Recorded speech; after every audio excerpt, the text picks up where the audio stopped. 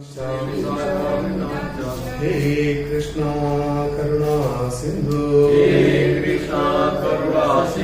दीनबंधु जगत्पते गोपेशा गोपिका कांता राधा कांत नमोस्तुते तप्त कांचन गौरांगी राधे वृंदावनेश्वरी वृषभानुसुते देवी प्रणमामि हरिप्रिये पंचाकल्पतरुभ्यश्च कृपासिन्धुभ्येव च पतितानां पावनेभ्यो वैष्णवेभ्यो नमो नमः।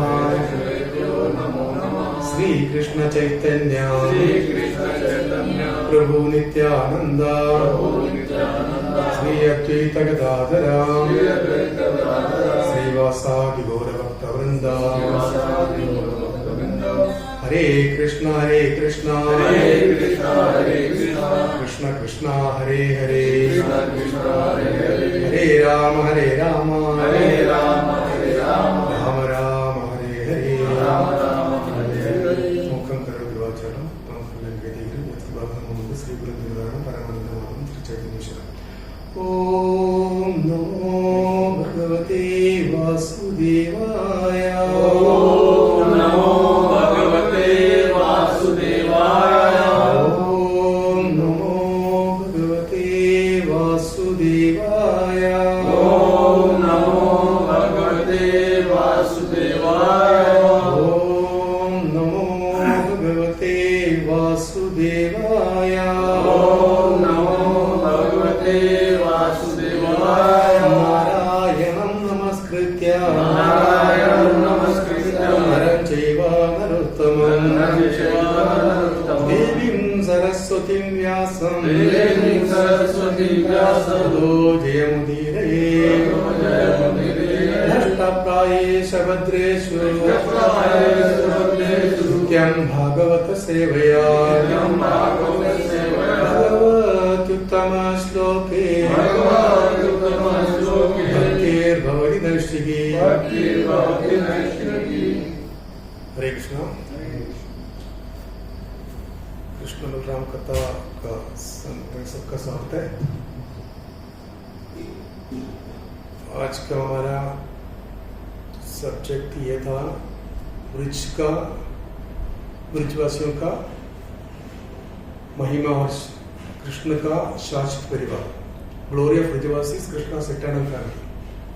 तो ब्रिजवासी के बारे में है, मैं तो इतना क्वालिफाइड नहीं है उतना बोलने के लिए, तो थोड़ा तो मैं रेफर करके लेके आया। तो जो भी मुझे समझ में आया तो थोड़ा कुछ बताएंगे। तो ब्रिजवासी के बारे में क्या है, आप लोग का अंडरस्टैंडिंग क्या है, कुछ बोल सकते हैं ब्रिजवासी के लोग के बारे में? भगवान का जन्म होने के बाद में, यानी कारागृह में मथुरा में जन्म हो गया। उसके बाद में कहाँ आए थे भगवान? गोकुल में। तो गोकुल में रहने के बाद कुछ दिनों के बाद वृंदावन में आ गया। पता मालूम ना जो स्टोरी, मतलब गोकुल में आने के बाद में बहुत सारा असुर का वध हो गया था, जो कि फाइनली जाके जो दामोदरा लीला जो हो गया था, उसके बाद में जो नंदराज बोलते कि यहाँ सही जगह नहीं है, बहुत सारा प्रॉब्लम हो रहा है, तो हम यहाँ से चेंज करते हैं। वैसे इसलिए फिर वृंदावन में शिफ्ट हुए थे। तो भगवान का जो लीला में सबसे माधुर्य रस किधर है, वो वृंदावन में हुआ था। तो वृंदावन वासी जो है, बोलते ब्रजवासी जो कृष्ण को जितना जानता है वैसा कोई नहीं जानता है। ब्रजवासी जो कृष्ण को जानता है और वो हर क्षण निर्बाध रूप से शुद्ध प्रेम से उनकी सेवा करता है। तो भगवान का सेवा वो शुद्ध भाव से, शुद्ध प्रेम से, यानी उनका जो सेवा का जो भाव है वही तो सीखने लायक है एक्चुअली। तो वही मेन है जो कहते हैं कि जो भगवान को देखने के लिए ब्रजवासी जितना तड़पता है, यानी जितना उनको उत्सुक रहता है भगवान को देखने के लिए, उससे कभी ज्यादा भगवान ब्रजवासी को देखने के लिए उत्सुक रहता है, यानी आदान प्रदान होता है। भगवान जितना भी प्रेम ब्रजवासी जितना प्रेम भगवान को करता है उससे ज्यादा गुना भगवान ब्रजवासी से करते हैं, यानी उनको भी, यानी तो वहां का जो लीला सब होते थे तो दोनों यानी जैसे माखन चोरी करना ये सब जो करता है ना, तो दोनों तरफ से जो ब्रजवासी भी उसमें आनंद लेते हैं, यानी भगवान आकी चोरी करे ये सोचते हैं, वो सोच के बैठते हैं। क्यों एक बार चोरी करके लेके जाएंगे तो बाद में भगवान के साथ में जाके इसका शिकायत भी करेंगे, है ना। तो शिकायत करेंगे तो वापस मतलब भगवान को देखेंगे, मतलब घर में जाके वापस मतलब जितना ज्यादा भगवान के साथ में रह सकता है वो है। और उनका ये कहता है कि वो कभी भगवान सोच के नहीं करता, उनके लिए उधर वो जो भगवान नहीं है उनके लिए ये सखा है, कोई किसी का सखा है, कोई दास भाव से, कोई सखा भाव से, कोई माधुर्य भाव से, कोई वात्सल्य भाव से, यानी ये सब भाव बढ़ा हुआ है। तो जैसे नंद यशोदा माँ भी कभी भगवान नहीं मानते उनको ना, अच्छा है तो उनको कुछ प्रॉब्लम हो जाता है तो थोड़ा बोलते हैं, कोई एक चीज भी आ जाता है तो ब्राह्मण को बुलाता है, जप कराता है, पूजा करता है, ये मानते हैं, मतलब उनके लिए सब तो बोलते हैं। तो ये सेवा जो कर रहा है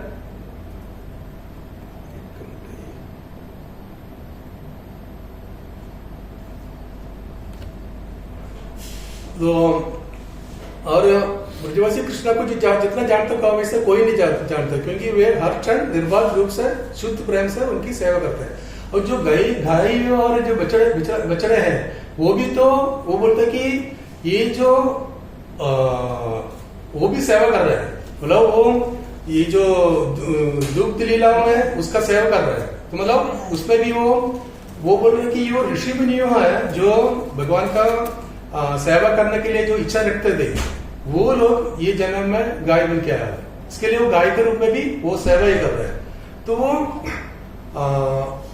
तो मतलब ये उधर ये बता रहे हैं चित्रक, रक्तक, पत्रक, बकुला आदि सेवक कृष्णा का, और उनकी गाय तथा उनके माता पिता की सेवा करते हैं।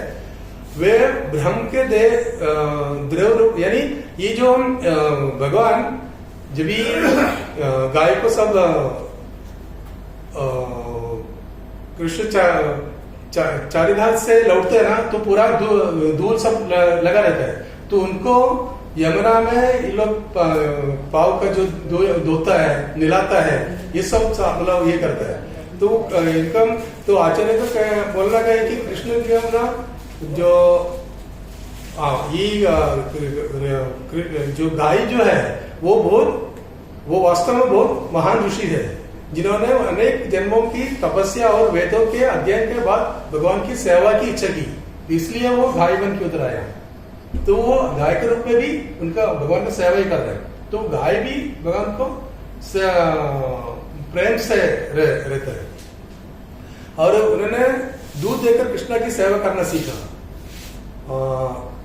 तो तो ये कहता है, तो ब्रज में रहने के लिए जो मनुष्य को अगर ब्रज में निवास करते हैं तो वो कृष्ण के नाम रूप गुणों संगतों और लीलाओं का ध्यान पूर्वक कीर्तन करते हुए धीरे धीरे उनका ध्यान करते हुए तब तक ध्यान करना चाहिए जब तक कि वह प्रेय अवस्था, यानी जो मनुष्य ब्रज में रहेगा उनको कैसे रहने का वो भी बता रहे हैं कि वो धीरे धीरे मतलब वो ध्यान पूर्वक उसका नाम रूप गुण इसका सब ध्यान करते हुए और लीलाओं का ध्यान पूर्वक कीर्तन करते हुए ध्यान पूर्वक करते हुए धीरे धीरे उनका ध्यान करना चाहिए, ताकि वो स्टेज में जाते हैं, यानी प्रेय और श्रेय, यानी इसका प्रेय मतलब जिसे वर्तमान में सुखदायी मानकर वांछित किया जाता है, और श्रेय क्या है दीर्घकालिक लक्ष्य।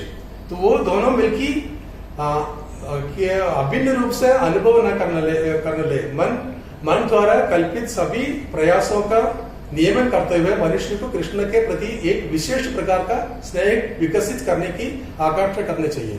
तो भगवान के तरह कैसे रहना चाहिए ये बता रहे। तो वो यही वृंदावन वासी हमको सिखा रहे, क्योंकि वृंदावन में जो रहने वाला व्यक्ति वैसे करना चाहिए। तो वृंदावन में जो वृंदावन ब्रजवासी है वो वैसे ही कर रहे हैं।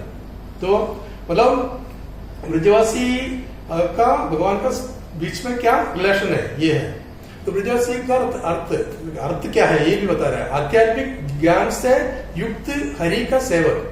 तो आध्यात्मिक ज्ञान भी रहना चाहिए और हरि का सेवा भी करना है। तो मतलब ऐसे जो कोई बहुत सारा मुनि जो रहता है, जो केवल आध्यात्मिक ज्ञान रहता है लेकिन हरि का सेवा नहीं करता है, ऐसे दिखता है ना। बहुत स्वामी जी हम देखता है ना आजकल में, वो आध्यात्मिक ज्ञान है, वो पूरा अपना सब ग्रंथ का पढ़ाई किया वो सब ज्ञान है अंदर में, लेकिन हरि का सेवा नहीं करता है। तो वो वैसे नहीं होना चाहिए। ये आध्यात्मिक ज्ञान भी रहना चाहिए और हरि का सेवा भी करना चाहिए। और भौतिक वस्तुओं का भोगी नहीं जो उनकी सेवा से विमुख है, यानी भौतिक जो है उससे उसका भोगी नहीं, उससे विमुख होना चाहिए। यदि चित्र पत्र और बकुला का दास नहीं है, यदि कृष्ण का अनुयायी नहीं है, यदि नेत्रों और कानों के विषयों का भोगी बन जाता हूं तो मैं ब्रज में नहीं रहता। तो मुझे जो ब्रज में रहना वाला ये सब नहीं करना चाहिए। क्या भौतिक वस्तु का भोग नहीं करना चाहिए और कृष्ण का अनुयायी नहीं रहेगा तो ही उधर रह सकता वैसा। तो मतलब कृष्ण का अनुयायी रहना चाहिए और नेत्रों कानों के विषयों का भोगी नहीं रहना चाहिए और तो ब्रज में रह सकता है। और मुझ में आध्यात्मिक प्रेम भी रहना चाहिए, मतलब आध्यात्मिक प्रेम भी रहना चाहिए। मैं भोग रहा हूं, यह वस्तु मुझे आनंद दे रही है, इससे भौतिक भोग कहा जाता है। तो मतलब जो भी इससे हम भोगते हैं और हमको सकते हैं इससे मुझे आनंद मिल रहा है, वो व्यक्ति क्या कहेंगे वो कृष्ण की सेवा नहीं, सेवा के विपरीत है।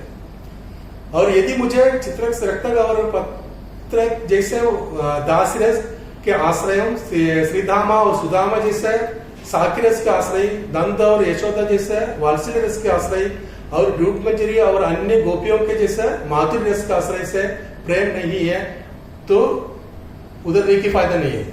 तो इधर रहने से मतलब ब्रज में रहने से ये सब होना चाहिए, तो सब मिलकर रहना चाहिए। कृष्ण वृंदावन के क्या है वो भी बता रहा है। क्या है? प्रेम, प्रकाश, जीवन और आत्मा है। तो वृंदावन का है, मेन है भगवान का। तो यदि भगवान मथुरा में जाने के बाद में भगवान का बहुत सारा इच्छा रहता है कि वृंदावन वापस लौटने के लिए। क्यों? जो भगवान का पूरा मतलब जीवन प्रकाश वृंदावन का पूरा ये है, वो वृंदावन को स्वर्ग बनाता है। वृंदावन को भगवान का जो सामीप्य रहता है इसके लिए वो वृंदावन को स्वर्ग बना देता है। तो भगवान इधर से वृंदावन से जब जाने के बाद में मथुरा गया, फिर कंस का वध किया। कंस का वध करने के बाद में उन्होंने क्या किया था? किसको राजा बनाया? उग्रसेन को। उग्रसेन कंस का जो पिताजी है उनको राजा बनाया। क्यों? नॉर्मली क्या होता है, जो युद्ध होता है वो राजा को जो हराता है तो हराना वाला राजा बन जाता है। तो एक्चुअली कृष्ण को राजा बनना चाहिए, लेकिन कृष्ण को राजा बनने का वो इच्छा नहीं था। उनको तो वापस वृंदावन आना था, क्योंकि वृंदावन से जाने के टाइम में भी वो बोल रहे कि 2 दिन में वापस आएंगे, वैसे करके गया ना। तो वो रहता है, लेकिन उग्रसेन को राजा बनाया। बाद में वो बैठते हैं, आराम करने के लिए बैठते हैं, तभी उनको याद आता है। मतलब ये कन्वर्शन हो जाता। मतलब क्या होता है, वो जब भी वृंदावन रहता है तो वो ग्रामीण लड़का है, विलेज का, उसका सोच विचार सब है वो हिसाब से है। खैर सही है, क्योंकि वो उसी आनंद में गोपी गोपों का साथ में, गैयों का साथ में, यशोदा माँ, नंदरा माँ, बाबा, इनका सब प्यार का सब, तो इसी में रह रहे। जब जाके मथुरा में गया, कंस को का वध किया, उसका बाद उग्रसेन को राजा बनाया, बाद में वो बैठ गए, तभी उसको सोच में आता है कि ये तो प्रॉब्लम है ना। अभी राजा का वध किया तो राजा, इनका जो ससुर है, कौन है? जरासंध। तो उसको पता चलता है ये जरासंध तो उसका दामाद का जो वध किया तो उसको तो बदला लेंगे। वो अटैक करने के लिए आएंगे, उसको आक्रमण करने के लिए आएंगे। तो ये आक्रमण, अगर ये वापस वृंदावन चला गया तो क्या आएगा, वो जरासंध कृष्ण को आक्रमण करने के लिए वृंदावन आ जाएंगे। तो वृंदावन में क्या गोपियों को सब कुछ नहीं पता है, वो अस्त्र शस्त्र नहीं जानते हैं, क्योंकि वो गांव का है, वो इससे कुछ पॉलिटिक्स कुछ पता नहीं उनको। तो ये कृष्ण की वजह से कृष्ण को आक्रमण करने का आएंगे तो उनको भी प्रॉब्लम हो जाएगा। तो वो हिसाब से वो रुकता है, और उसके बाद में फिर चेंज हो जाता है ना, क्योंकि उनको क्या बोलता है, वो पढ़ाई के लिए जाता, संजीवनी मुनि का आश्रम में जाता है, फिर इधर भी जरासंध का क्या बोलता है, 2-3 बहुत बार रिपीटेड आक्रमण होता है, बाद में जाके द्वारका का सिटी में चला जाता। तो इस बीच में यहाँ क्या होता है, वृंदावन का तो जैसे बोला, वृंदावन का प्रेम प्रकाश सब भगवान है।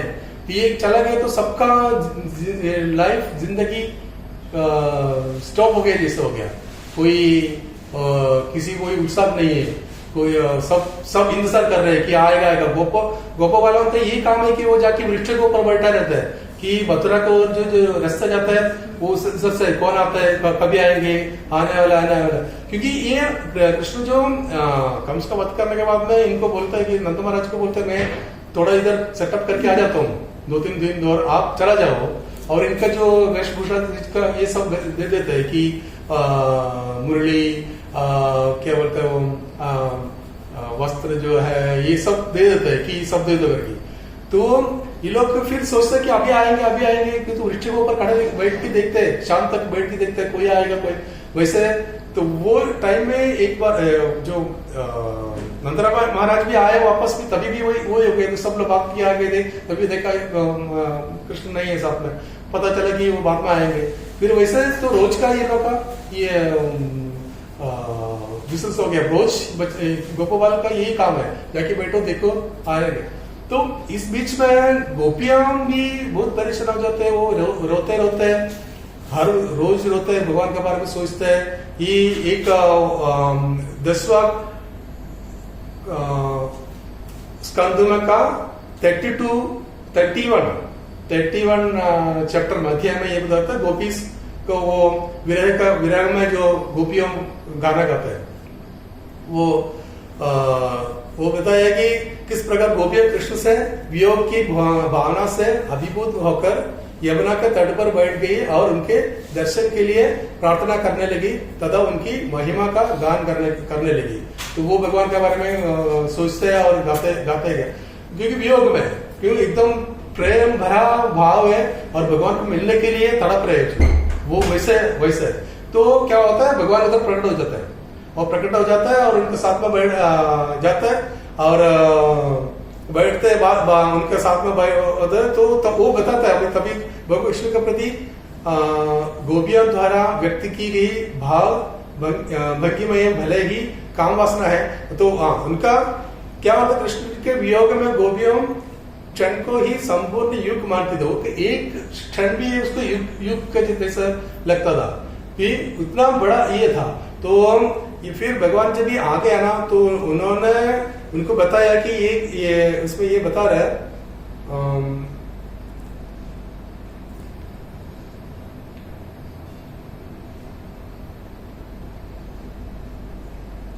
तो 32 चैप्टर, तो उसमें 31 में पूरा गाना वो वियोगम गाना गाता है और उनका बारे में, उनका लीला का बारे में सोचता है, उनका बारे में बोल के गाता है।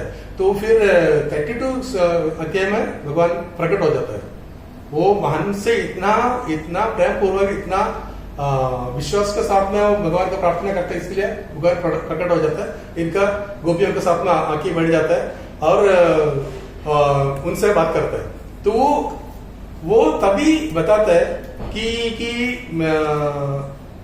क्यों भगवान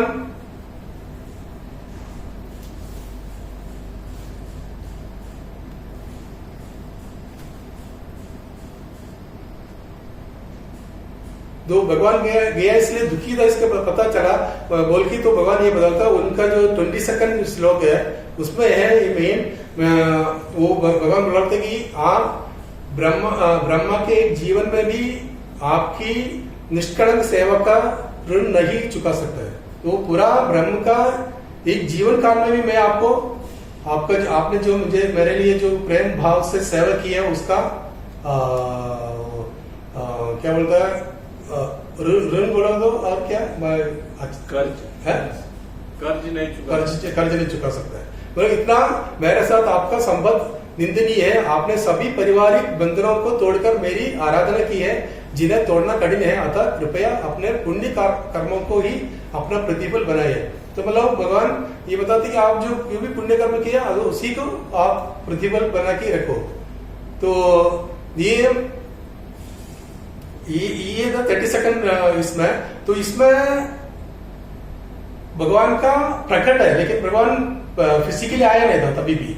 ये टाइम में भी भगवान उधर बैठ के रो रहे, मतलब जो मथुरा में बैठ गई वो भी खुद भी रो रहे हैं कि मैं कभी जब वापस आऊं, लेकिन जा नहीं सकते, जाएगा तो ये जरासंध आएंगे। यहाँ से ये लोग बोलते कि मथुरा में जाके उनको बुला के लेके आएंगे, तो कोई बोलते जाएंगे, तो कोई बोलते नहीं, भगवान बोला ना, कृष्ण बोला कि आएंगे तो आएंगे, तो नहीं हम जाएगा फिर अच्छा नहीं है, ये बोल के मतलब वैसे निकल जाते हैं। तो फिर बाद में ये तो बीत गया, भगवान आया ही नहीं है वृंदावन में, ये लोग का ये रह गया, भगवान को मिला नहीं। वैसे सालों बीत गए। उसके बाद में बहुत साल बाद में भगवान को ये पता चलता है कि एक सूर्य ग्रहण का टाइम आता है। तो सब लोग किधर कुरुक्षेत्र में ये के लिए आता है, जो सूर्य ग्रहण में सब लोग आता है।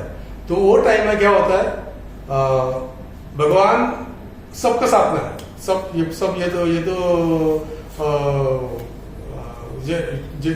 उनका जो परिवार है, हिंदू परिवार है, और कृष्ण बलराम सुभद्रा मैया देवकी वसुदेव सब मिलके कुरुक्षेत्र में आ जाता है। तो ये कुरुक्षेत्र में आ जाता है, तो इधर से भी सब लोग, वृंदावन से भी सब लोग आ जाते हैं। तो क्या होता है, उसका मतलब यानी वृंदावन से छोड़ने के बाद में फिजिकली इनका जो मिलन होता है यही टाइम है। तो तब तक कुछ मेरे को लगता है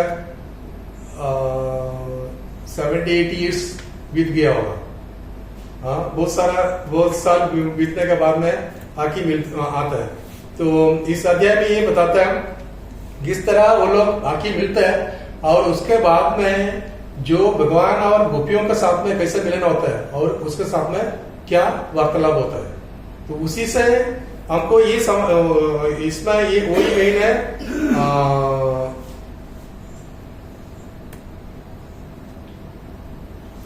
परम भगवान एकांत स्थान पर गोपियों के पास गए। तो भगवान क्या किया, जो गोपियों के साथ में एकांत में गया, उन्होंने उन्हें वो बताकर सांत्वना दी कि वे सर्वव्यापी है। तो वो बताता है, तो मैं सर्वव्यापी है, मतलब वो भगवान गोपियों का भी तभी उनको बताता है कि सर्वव्यापी है, समस्त शक्तियों के स्रोत है, और इस प्रकार उन्होंने ये संकेत दिया कि वे उनसे कभी अलग नहीं हो सकती। अतः कृष्ण से पुनः मिलन होने पर गोपियों ने केवल यही प्रार्थना की कि उनके चरण कमल उनके हृदय में प्रकट हो। तो इसमें 44 से लेकर 46 तक श्लोक है जो मेन है, हम जो सीखेंगे, हमने उसी से ये लिया था। तो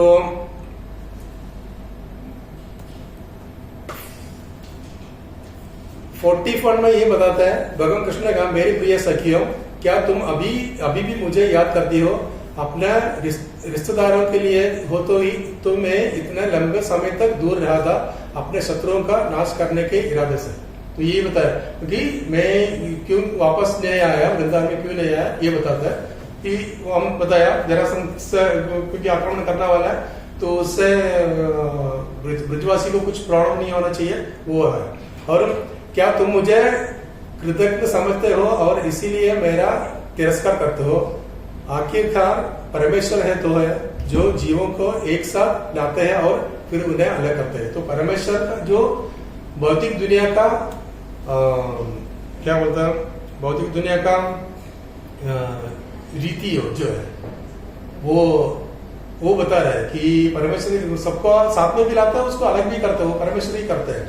और जिस प्रकार हवा बादलों, घास के पत्तों, रुई के फाहों को, धूल के कणों को एक साथ लाती है और उन्हें पुनः बिखेर देती है, उसी प्रकार सृष्टिकर्ता भी अपने सृजित प्राणियों के साथ उसी प्रकार व्यवहार करता है। तो ये मतलब अपना जो दुनिया जिंदगी में जो होता है तो वो बताता है कि ये सब वैसे ही होने वाला है। तो आज कोई साथ में है, कल अलग रहेंगे, तो उसी में कोई बच नहीं सकता है। तो ये भौतिक दुनिया का नियम है, उसमें हम कोई भी नहीं बच सकता है। तो वो एक बोलता है। और मेरी भक्ति करने से कोई भी जीव अनंत जीवन का अधिकारी हो जाता है। तो ये एक दूसरा ये बताता है कि हमारे मेरे मतलब भगवान कृष्ण का जो भक्ति करने से वो अनंत जीवन का अधिकारी हो जाता है। किंतु सौभाग्यवश तुमने मेरे प्रति विशेष प्रेम भाव विकसित कर लिया है, जिसके कारण तुमने मुझे प्राप्त किया है। यानी वो कंफर्म करता है कि वृद्धवासी जो है वो भगवान को प्राप्त किया है, क्यों? वो प्रेम भाव से सेवा किया। और प्रिय देवियों में सभी सृजित प्राणियों का आदि और अंदुम तथा उनके भीतर और बाहर दोनों जगह विद्यमान हूं, ठीक उसी प्रकार जैसे आकाश, जल, पृथ्वी, वायु और अग्नि सभी भौतिक वस्तुओं के आदि और अंत तथा उनके भीतर और बाहर दोनों जगह विद्यमान है। इस प्रकार सभी सृजित वस्तुएं सृष्टि के मूल तत्व में निवास करती है, जबकि आत्माएं अपनी वास्तविक पहचान में रहते हुए सृष्टि में व्याप्त रहती है। तुम्हें इन दोनों को, भौतिक सृष्टि और आत्मा को, मुझ अविनाशी परम सत्य के भीतर अभिव्यक्त देखना चाहिए। तो सुखदेव स्वामी गोस्वामी कहता है, कृष्ण से आध्यात्मिक विषयों में इस प्रकार शिक्षा पाकर, तो आध्यात्मिक मतलब यहाँ जो जितना दिन ब्रिज में थे कभी आध्यात्मिक शिक्षा नहीं दिए थे, है ना? तो ब्रिज में थे तब तभी उधर माधुर्य रस से, खाली माधुर्य भाव से आदान प्रदान होते थे। तो यही टाइम में आध्यात्मिक शिक्षा गोपियों को भगवान देता है। तो इस प्रकार शिक्षा पाकर गोपियों निरंतर उनके ध्यान के कारण अहंकार के सभी बंधनों से मुक्त हो गई और उनमें गहन तल्लीनता के कारण वे उन्हें पूर्णतः समझने लगी। मतलब तो इसका जो सुखदेव गोस्वामी कहने का मतलब कहता है कि जो पूरा आध्यात्मिक शिक्षा जब मिला तो कृष्ण को बारे में पूरा संपूर्ण ज्ञान गोपियों को मिला। तो तब तक यानी ये वृंदावन में जो रहते तो संपूर्ण ज्ञान नहीं था। उनके साथ में आदान प्रदान, उसका प्रेम भाव से सेवा, ये सब होते हैं, सेवा होते, साख्या, जो भी रस, माधुर्य रस सब होते हैं। तो उसको पूर्ण तरह उनके साथ में उनको सब कृष्ण को समझा नहीं था। तो इसीलिए वो ज्यादा वो दुख का मेन कारण ये बोलता है, वो पूरा तरफ से ज्ञान वो उसको समझा नहीं है, इसीलिए इतना ज्यादा वो दुख विश्वास किया। और ये गोपियों इस प्रकार बोली तो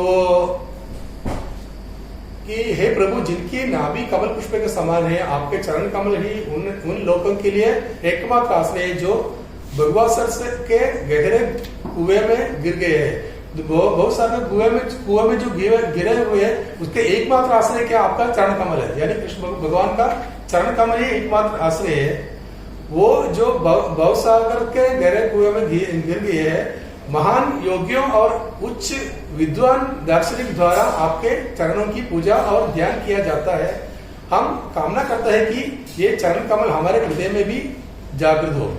तो ये है, तो मतलब भगवान को जब पूरी तरह पूर्णता से समझने के बाद में ये ध्यान करना चाहिए, भगवान का जो चरण कमल है हमारा भी हृदय में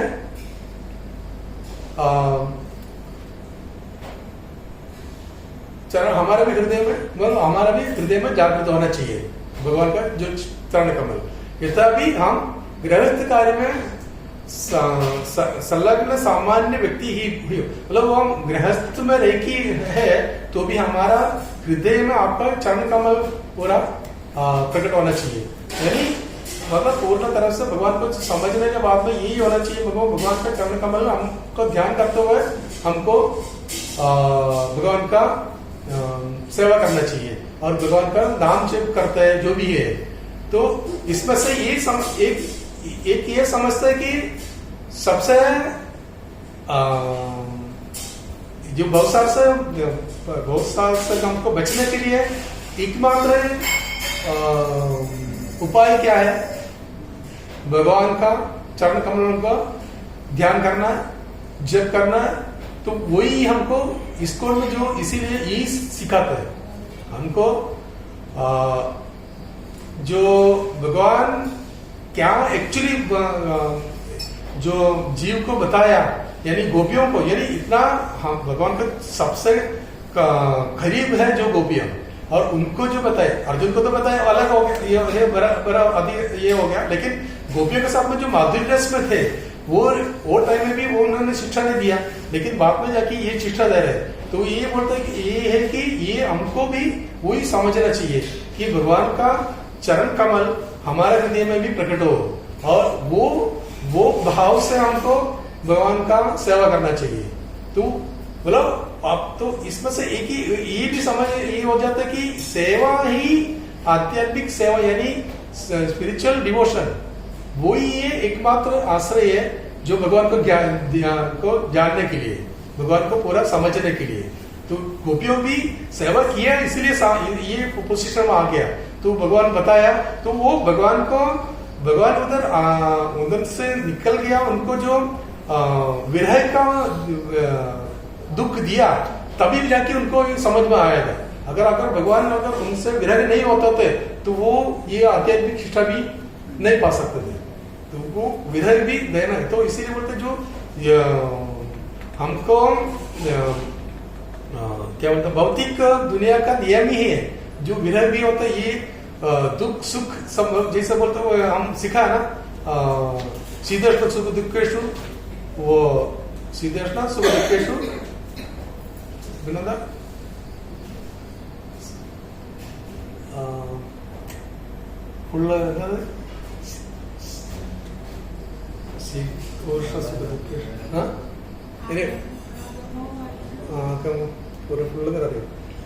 ओके, एनीवे, तो वो भौतिक दुनिया का नियम ही है वो। तो ये जो भी होगा हम उसमें चंचल नहीं हो कि भगवान के साथ में भगवान का चरण कमल को आश्रय लेके हमें हमारे हृदय में प्रकट करके हम ध्यान करो, जप करो, जो भी सेवा करो, तो हम ये भवसागर का कुएं से बच के भगवान का पास जा सकता है। और इधर ब्रजवासी को भी वो भाग्य मिला है, वो भाग्यशाली है, और वो उनको भाग्य मिला है। तो इसका मतलब ये संक्षिप्त में जो ब्रजवासी है उनका जो भक्ति है वो हम सीखना चाहिए, प्रेम भाव से। वो कैसे भक्ति किया था, कैसे भगवान को पाए थे, वो हमको सीखना चाहिए, और वो उसी को हम फॉलो करना चाहिए। तो ये संक्षिप्त है। हरे कृष्णा।